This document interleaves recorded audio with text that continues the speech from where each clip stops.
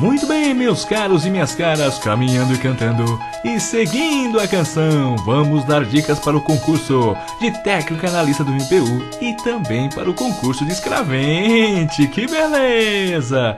É uma matéria em comum para os dois cargos, lei de improbidade administrativa. Bom, vamos dar dicas constantes na nossa apostila. Compre a nossa apostila, a apostila de escravente e a apostila do técnico analista do MPU, na parte lá de noções de direito. Frete grátis para todo o estado de São Paulo. Que beleza! Yupi! Vamos lá. Quais são as condutas que tipificam um ato de improbidade administrativa?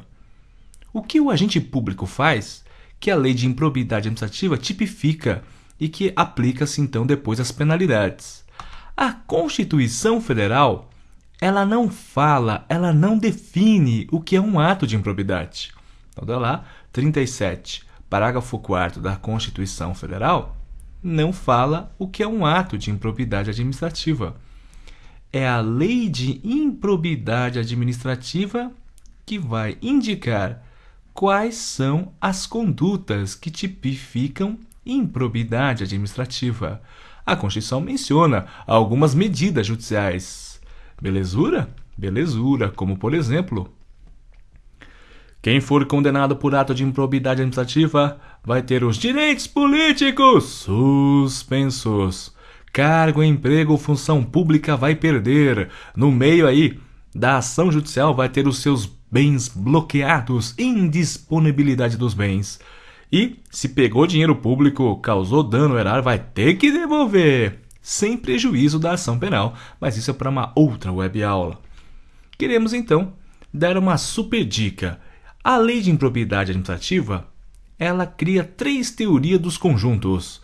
Condutas que tipifica, eu vou chamar de 1, quando o agente público se enrica.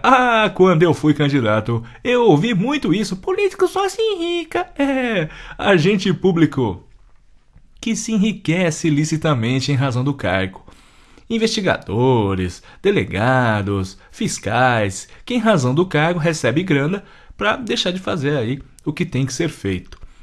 Outras condutas são aquelas que causam prejuízo ao erário, dano aos cofres públicos.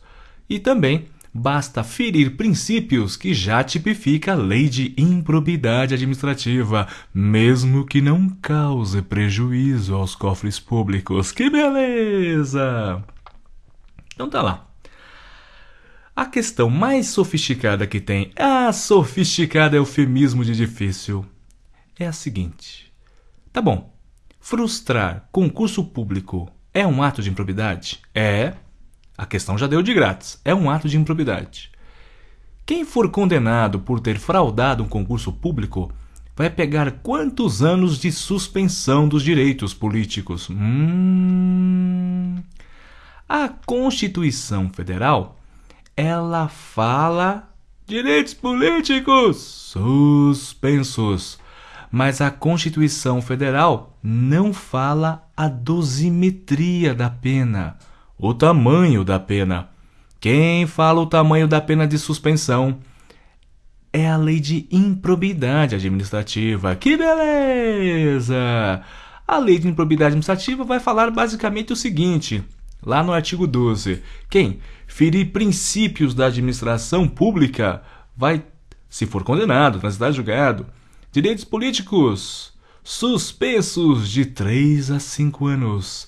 3 mais 5, 8. Quem causar prejuízo ao erário e for condenado numa ação de improbidade administrativa pode ter aí os seus direitos políticos suspensos de 5 a 8 anos. E se fizer a pior conduta de ato de improbidade, pode ficar de 8 a 10 anos com os direitos políticos suspensos. A questão mais sofisticada é justamente essa, quando você precisa saber onde a conduta se encaixa, primeiro se é um ato de improbidade. Aí por aí é meio óbvio, né? Fraudar concurso público é um ato de improbidade. Se vai tipificar no 1, no 2 ou na teoria dos conjuntos número 3. E uma vez identificado se está no 1, 2 ou 3, vai ter que saber qual o tamanho, vai ter que memorizar, cruzar os dados com o tamanho da suspensão dos direitos políticos. Que beleza! Então, se eu for lá da Lei de Improbidade Administrativa, ou fraudar concursos, bum! Fraudar concursos tipifica no 11. 11 é ferir princípios. Maravilha! 9. Artigo 9º, enriquecimento ilícito em razão do cargo. O 10, prejuízo ao erário. E o 11, ferir princípios da administração. Belezura? E se a gente voltar no slide anterior, então, se concurso público é ferir princípios da administração, então eu já sei que pode ficar de quanto mesmo? Qual o tamanho da suspensão dos direitos políticos? Isso mesmo, de 3 a 5 anos com os direitos políticos suspensos. Que beleza! Vai lá e já faz uma lição de casa. E se o cara fraudar não concurso público, mas fraudar licitação?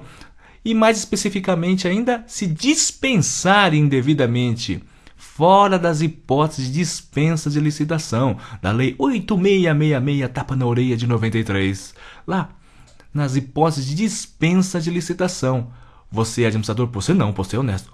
Um administrador público dispensa ilicitamente, deveria ter iniciado o processo licitatório e não o faz. E vai lá e faz uma contratação direta.